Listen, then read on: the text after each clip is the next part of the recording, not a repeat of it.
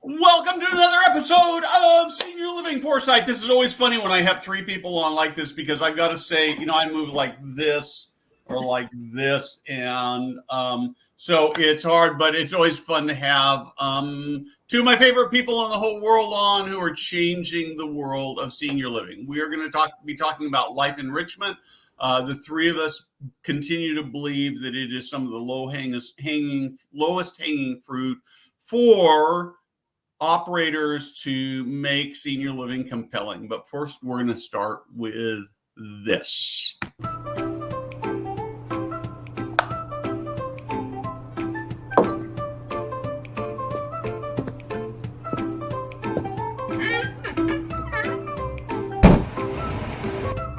Hey guys, Steve Moran here.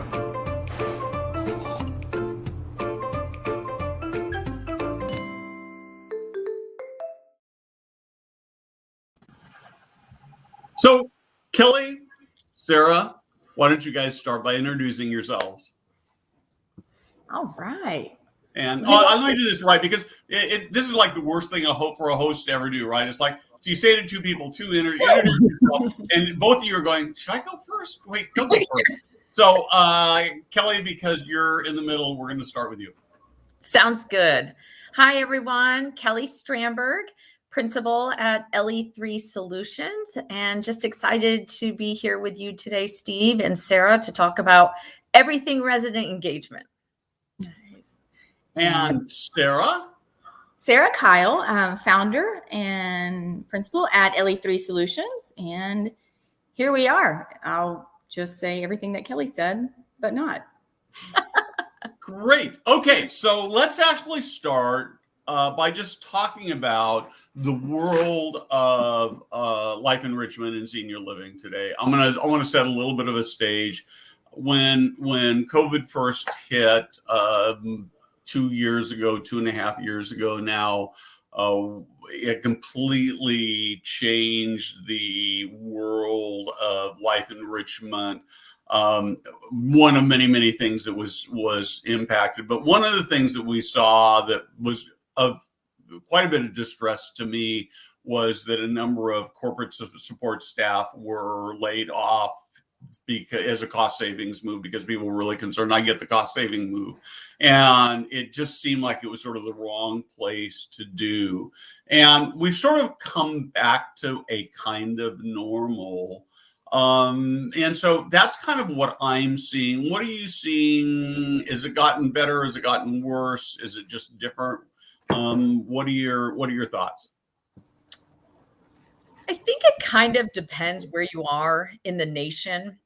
We do know that some organizations, depending on what rates have been for COVID cases, have gone back into some form of isolation, or watching how they program and recommending people stay in rooms, in apartments, in homes. But we're not seeing that everywhere. It's just depending kind of where you are in the country. Sara, would you agree with that? Yeah, I agree with that. And I want to back up one statement to what Steve, you were talking about losing positions. And it was pretty prevalent. And we spoke with people who were in that same camp, whether that was folding of companies or just eliminating cost. I think the really encouraging thing being on the backside of that somehow Kelly and I have found ourselves getting pinged if we know people. I promise in the last 6 months, I have seen more corporate roles for the first time that they've never had, or expanding those roles for what they're calling experience, engagement. And so at this point, while we lost a few, I think there's probably more in this space than there ever has been before. And companies are focusing on that. And not just internally, but there's a big recruitment going on from outside agencies that we keep seeing. So I belong to, as you guys do, I belong to a number of life enrichment Facebook groups. And I would say once a year, somebody will post a question that's along the lines of, here's what I make. How much do you make? Yeah. And there was one just in the last few days in the group. And I found it actually encouraging, because it felt like overall the amount of money they were making had gone up quite a bit. There were a lot of people who were over $20 an hour who posted in there. A few people who were, I think the lowest I saw was 13, and a few in the 15, 16s, but I saw a lot of 20s to 25. And I just don't. So is that just a reflection of the economy, or do you think that, or maybe you think that's still a sucky wage? There's so many facets to look at. You have to look at experience. You have to look at education. You have to look at responsibility too. I think what is so vastly different is you look at community size, and we have that idea that, most communities are 100 apartments, beds, units, whatever you want to call it. But there's some really large campuses and then some really smaller ones. I also think it's, if an operator has started to put an emphasis on this, where they know that they can't just hire a person and hope that they can do dementia support, or they can come in and run programs, then they've started to up that price. I think not in a bad way, but you can't stay at that $12 to $14 range and expect really great outcomes. You can expect good doing, but I think you lose that strategic approach and you lose that ability to plan and see the big picture. And so I think people are starting to recognize that, and for the first time saying, well, let me just try. And is it worth, having a consistent person rather than turning over so consistently? Yeah. Well, I just, I guess I look at it, I look at the economics of it, and I think, if you hired a really great activities director or life enrichment director, and that meant you got just one more unit full of those empty units you're trying to fill, is that a good economic equation? And I think in virtually every building, you'd have to say that's a great trade-off, right? Yeah. Right. So let's just talk a little bit about sort of the state of where life enrichment and senior living is. If you were to give it I was going to start with an A, B, C, D, or F. I don't want to think I want to do that. I want to give you a little more granularity. So with 10 being like this amazing, I can't believe it. It's like I don't even want to use the Ritz-Carlton because I actually don't think that's a great model, but it's like this great experience. And one being once a week, there's a Bible study that is boring. Where are we at today? Ooh. I probably will be harsher than Sara will be. Well, maybe, okay. So before either one of you gives your number, each pick your number in your own mind, so you won't change it based on it. So I'm not Kelly, changing. you got yours right. Sara, you have yours. Sara, we're going to listen to yours first because we think yours is going to be more optimistic. And here I am going to go right in the middle, which is completely wrong. I'm going to go neutral. I'm going to go with 5. Okay. And I'm going to ask you about it in a second, but right. Kelly, what's your number? I was going to say 5. Okay. And I thought I was being cruel, but because I don't want it, for anyone in the audience viewing, it doesn't mean that, your community, you might feel very differently. We don't want this to come across disparagingly, but let's be real. When we look at the whole space, you got your top performers, your low performers, and then the middle. And so that's why I'm like, it's dead center in the middle. Right. So what I want to add to that, Kelly, because I think you bring up a great point, is if you were to ask anyone about the dining situation programs in senior living, I don't know of anyone that's like, we have a 10, we're like nailing it. I would say even 8 or 9 would be hard. If you ask about the clinical side, right? And so why did I give it a 5? I think it's a very honest approach. What I think, though, the potential to move quickly upward is more evident than it ever has before. What COVID has taught us about how to engage people and how to meet people where they're at differently, I think was a crash course that we could have not have gotten to had we not experienced such, and fallout's not the right word, but such challenges. And so I think it will move up much quicker than just a steady climb. I think it has the potential to spike actually quick. I agree with that. And I also feel that there's still a lot to be done along the lines of how do we hire? What are we even seeking in these job descriptions? I would challenge, is an activity credential enough? What kind of, work experience, real life experience, personality traits should an individual have to go into these roles?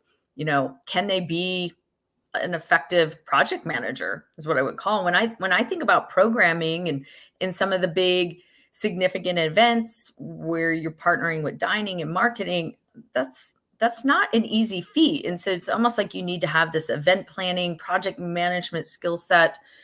But I think with that then comes what kind of onboarding and continuing education is really occurring across our space. And I think that's why Evolve 2022 is such an excellent resource for, all of our peers out in the senior living and senior housing space, because we're really trying to push forward this idea that, one, there is tons of opportunity to raise the bar.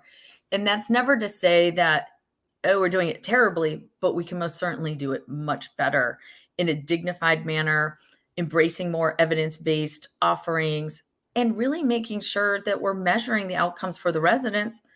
Because if we're not, what kind of stories, value add stories, do we have to share from a marketing lens, from a family lens? If your loved one's moving in somewhere, what difference beyond safety and clinical care is there going to be for my loved one? And that's where there needs to be significantly more education and onboarding tools for this piece of our business and our space. Yeah.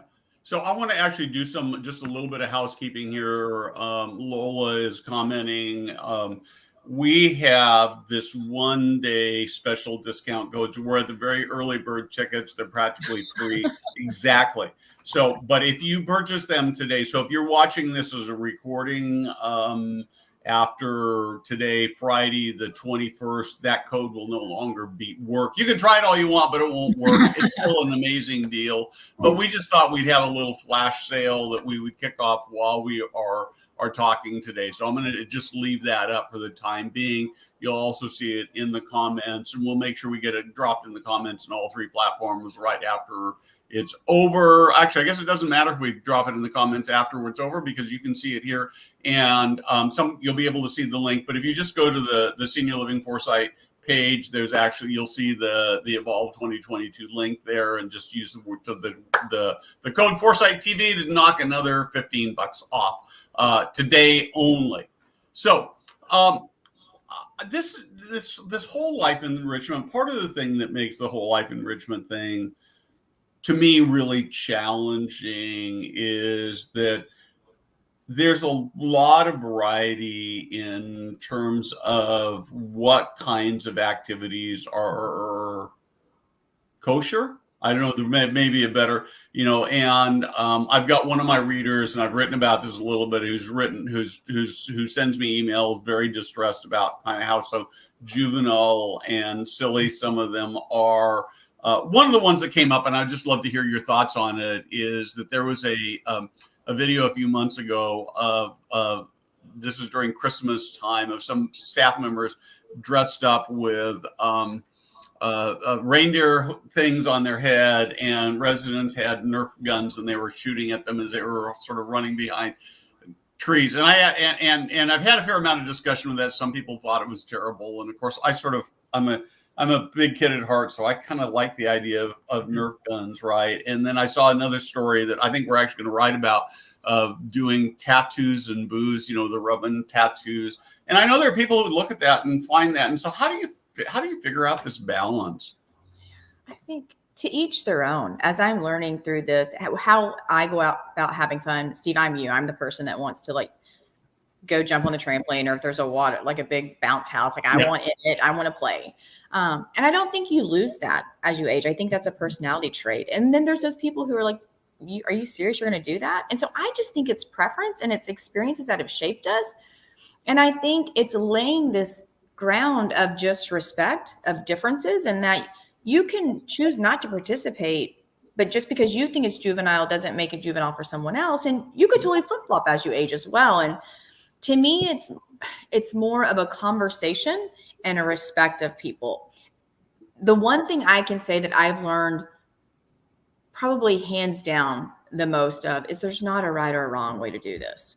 There's just different ways. And the minute you get stuck in your head that we can only do these things, or you can only do these things, you pigeonhole yourself, and your opinion of right and wrong is just yours. It's not anyone else's. And so I think that's really important to look at the bigger picture, and it has nothing to do with people being old or young. It just has people being different. Yeah. Well, and there's that saying too, and I've been using this since my physical education teaching days. You don't stop playing because you grow old. You grow old because you stop playing. And it was such a foundation for me, even when I entered senior living, and it wasn't just about always being playful, but it's, why can't people connect in that way? If the staff thought it was fun and the residents thought it was fun, and it allowed them to connect and have something funny and enjoyable, and I bet you it was active, and I bet you a lot of time and effort went into it. But it comes back to Sarah's point that each of us is an individual, and what are we going to embrace? I saw that community that did that, Steve, and I was like, oh, that's kind of fun. But I think there's a difference between having silly fun and things that are delivered in a childlike manner with the materials, approach. I think understanding the difference between that too is significant. There is a difference between saying, we're going to do this mindfulness coloring activity. Are you going to have colored pencils and adult coloring mindfulness books? Or are you going to have crayons and children's coloring books? Because I'm sorry, but children don't live with us. And so it's, how do you go about that and understanding the difference between childlike and fun at times? Yeah. And that's probably a really good, I mean, it's the same thing where if you go into a memory support setting and you see children's tools or play, anything that's childlike, that is a dignity issue. And that I'm sitting here of, well, one thing I think could start to circumvent, is it childlike or not childlike? If you have children participating, it becomes fun. I would never go pick up my children's toys and just sit down and play by myself. However, if they asked me to come play with them and it was this intergenerational, it's really rewarding. And so is that the piece that's missing when we do some more fun approaches, is that are we not capitalizing on having an array of generations that can show that fun is ageless? Yeah, and I guess for me, the more I think about it, is that what I find myself believing is that you have to ask yourself what the mix is, right? Mm-hmm. So if all you're doing is Nerf guns and making things out of rolls of toilet paper and colored popsicle sticks, you probably are missing the boat. But I think, and we come back to this old Bible bingo and birthday, right? But you know what? For some people, that stuff is super important. I think the question in my mind is that a lot of that stuff, with the exception of the Nerf guns, right? That'd still be my thing, right? But the rest of that, maybe not so much. But that how do we create experiences for people where that wouldn't be necessarily the fit? And how do we create the balance? Well, I think, and if anybody's ever read any of Sarah's blogs or articles, what is your process to get to know your residents? Yeah. And what tools do you have to support that process? Is it tech-based? Are you old school paper and pencil? I'm not saying that's wrong or right, but then where does all of this information live? And who can access it? I mean, I'm the first person to say, oh, I did all these thorough interviews with my residents. You know what? Then I stuck them in a filing cabinet that was locked, and then it was locked behind my office door. And now in retrospect, I was like, oh gosh, what did I do? Like, who in my community could access any of that except me, Sarah? Every community takes on a different culture. I know at Holiday, there could have been things I could have set out reindeers and shot Nerfs, and it would have been hysterical. And people would have showed up from the community, done it. I could have done it in different communities. I could have tried it in like a Connecticut community, and it would have fallen completely flat. I know a Virginia community, they would have sent me letters of disgust. I could have done it in Arkansas, and they would have been like, this is the coolest thing I've ever done. And so it's knowing, I mean, there's demographic trends to it, but it's knowing who's in your community. And, if those are the questions that leave us bickering over how do we do this, let's start asking those questions. How many times in a resident annual survey have you ever asked, do you think that activities or engagement is age appropriate? Probably never.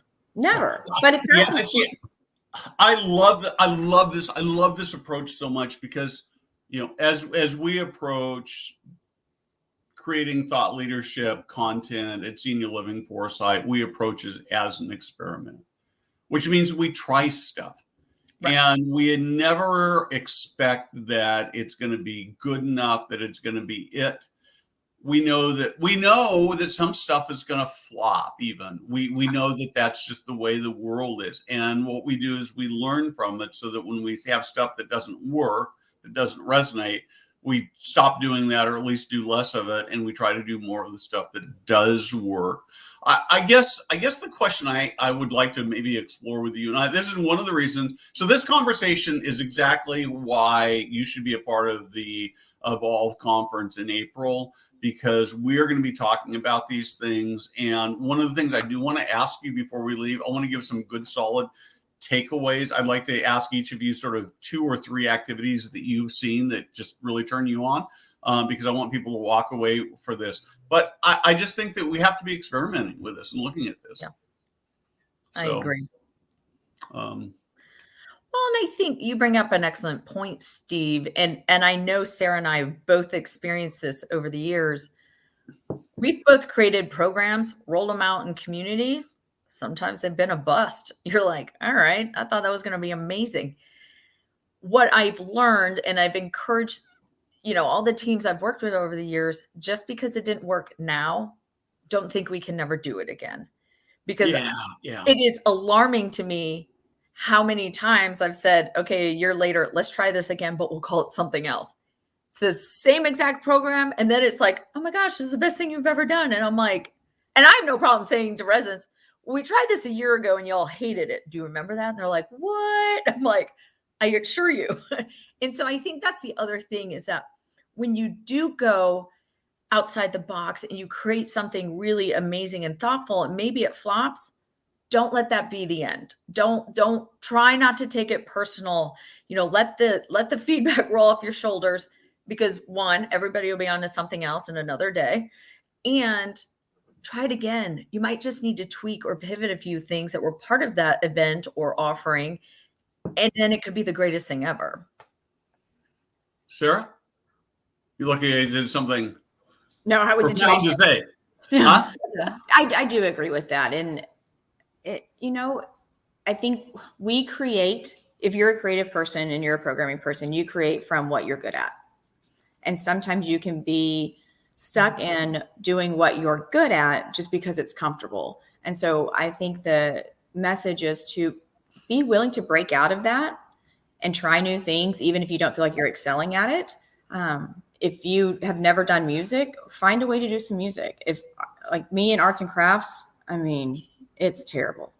But at some point I have to recognize that I can't just deliver programming based upon my strengths. And I would say hire and find people on your team that complement or actually are very opposite of what your strengths are. And I think that's where the mundane and the boredom starts to come from in programming, is we stay with what we're comfortable with. Yeah. Well, can I add one little nugget to that too, Steve? Sara and I had this conversation yesterday with an operator. I think there is significant opportunity to really educate across our entire space, a budget, and what are FTEs. And the example I gave yesterday with an operator was 2 FTEs does not necessarily equal 2 bodies. And that is where over the years, Sara and I've gotten extremely creative with FTEs allotted by community, and saying to the community, you don't need to hire 2 people. Or let's say you only have 1 FTE to hire for programming. That's 40 hours. I'd be like, let's find 3 part-time people and hire for gaps in our programming. Hire that person who is gifted in creative arts, and hire that person who wants to come in and sing and play the piano. And those hours of community life that traditionally we're not the best at programming for, evenings and weekends, When you have part-time people, you have a lot more flexibility to accommodate those times. And I think that goes with what Sara was saying. Okay, I have two things I want to ask you. I don't know that we can get to them both. We only have about 5 minutes left, but two things I want to get to. The first thing is this: families and resident-driven engagement. And I'm thinking, obviously, memory care could, with families, could certainly be true. Assisted living seems to be more challenging. Independent living, CCRCs, I think that works generally pretty well. So that's my first question. And my second question is, what about those people who aren't interested or don't seem to be interested? And so you can pick one. You can I don't know if you can do them both in 3 minutes or less or not. Sara, you take the family resident driven one. I'll take the other. Perfect. Okay. I mean, it goes back to discovery. I think the one thing that I've been told is people move into a community, and if you can impress upon people that you are here to participate in community and we need your skills and talents, and some of the first questions start with, how are you going to kind of aid to this engagement approach? What can you offer? How can we utilize your skill sets as a purpose to you? We're not trying to use you for employment, but we want to extend your purpose and your contributions. And I also think it goes with families. We're really good at asking people to come volunteer. We're really bad about asking them what to do or giving them something when they get there. And I don't know if you've ever shown up somewhere to volunteer and there's zero direction, it's a bad experience. And you kind of look at each other like, what are we going to do? And so being direct and diligent about a plan, if you're asking people to do something, same thing with residents. If you're wanting residents to program and do things, give them the resources and the tools to do it.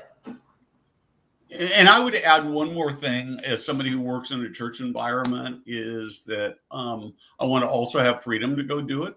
So I'm not, if you ask me to come and volunteer and to just sweep the floors and clean the toilets, but I don't get to actually be creative and use my talents, I'm not going to be very helpful. So I keep wondering, how much time, how many opportunities are there for us to go out? And we certainly saw a lot of this. One of the things I heard from operators, it was like, oh, I've got this housekeeper, and I never knew they could. And they got tapped into it, and I'm fearful that as we come back to normal, that stuff's going to get lost. So, okay, Kelly. The question in regards to people maybe not wanting to participate and be involved in different types of offerings. I think, again, this goes back to how well do you know your residents? So what do you know about them?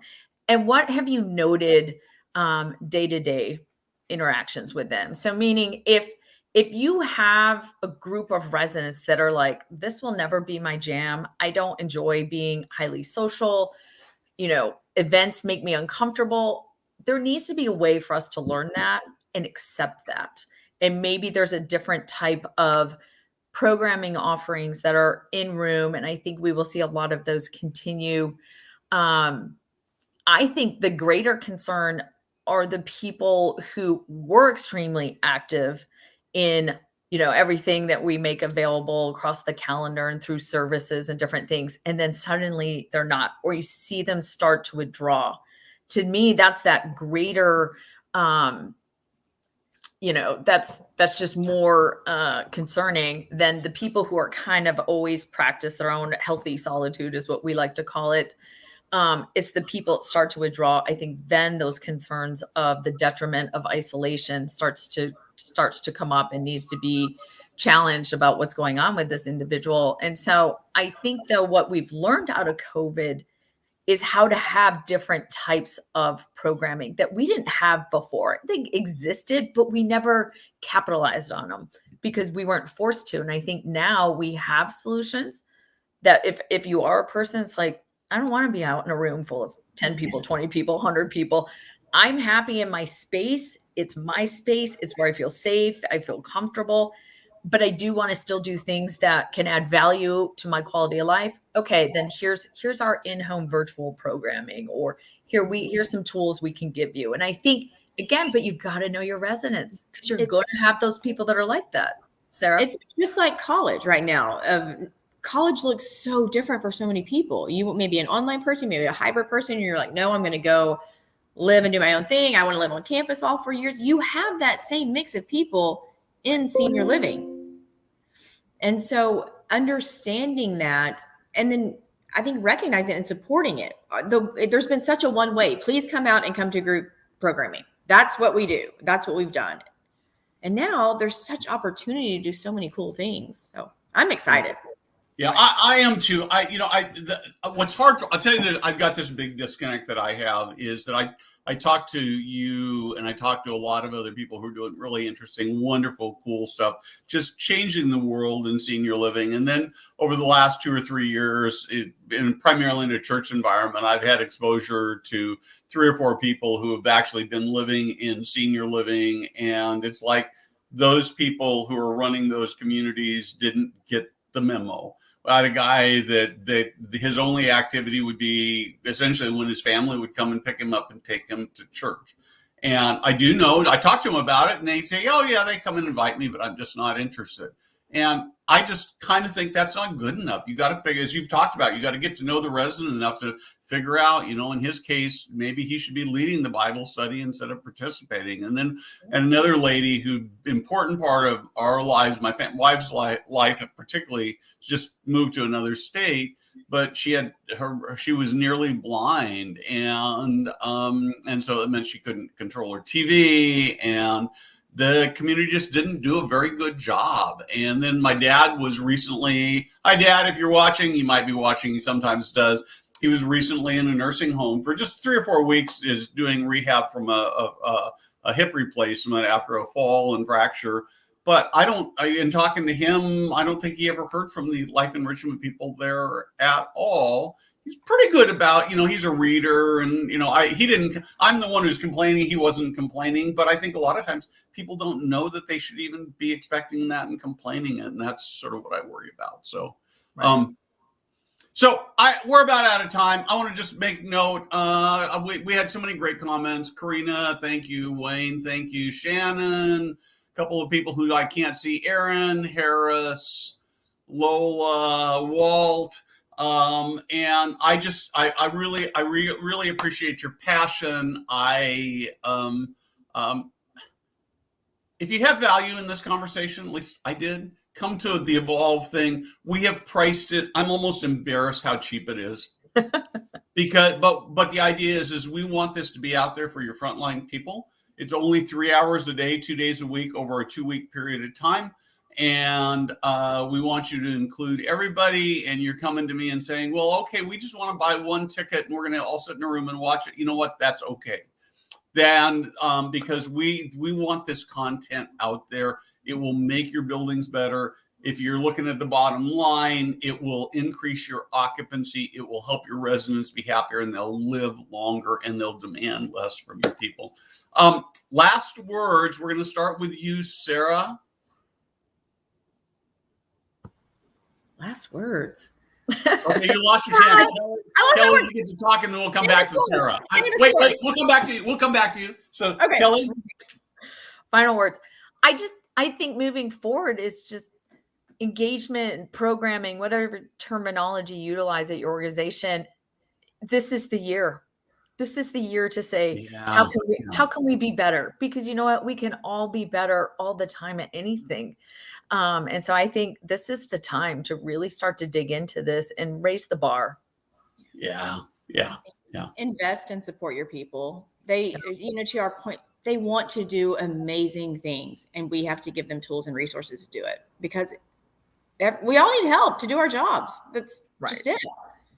Sara, I'm so glad you closed out with that, because I go to these Facebook groups with life enrichment people, and they sometimes feel so unappreciated. But the thing that comes through all of it is they have such an intense passion to give their residents the very best lives. And ultimately, that's what senior living is, or at least should be about, is to give these older people the best possible experiences in their last days, weeks, months, years on life on this earth. And it is Activity Professional Week, and just extreme gratitude and appreciation for what you do every day. And there's not an easy day. Yeah, that's right. Yeah. I mean, I just, I go in there and I hear these stories and I see people asking for help and people willing to help and posting great activities. And I was going to ask you about it at any great, I was going to ask you for three. Tell me one. You have any one just really cool thing that you've seen a community do that somebody could steal? Ooh, the Olympics are coming up, y'all. We did, we called it a scavenger hunt. We put Olympic clues all over a community. So 1, we were walking and moving. 2, we had to use our brains. Split all the residents up into teams. And so we did it during the Olympics a few years back. And so all the residents were paired off, moving all over the building, having to get on their phone. So they had to apply technology because these were not easy questions. I dug up like deep rooted Olympic history trivia, but it was so simple. So all you gotta do is Google Olympic trivia, place them all over your building, give a little clue where the next one is, and then they're off and moving, and have some really fun prizes at the end. We had like trail mix, water, and some faux medals to give out, but it went over like gangbusters. Cool. Sara, got something for us?